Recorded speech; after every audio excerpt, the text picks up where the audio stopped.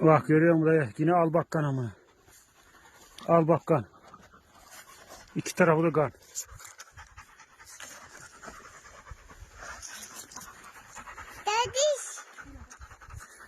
Albakkan yine. Kuyruğa bak ama patlamış ya.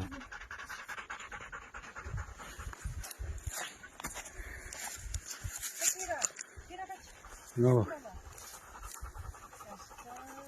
Albakkan. Kan kaybından gidecek ya.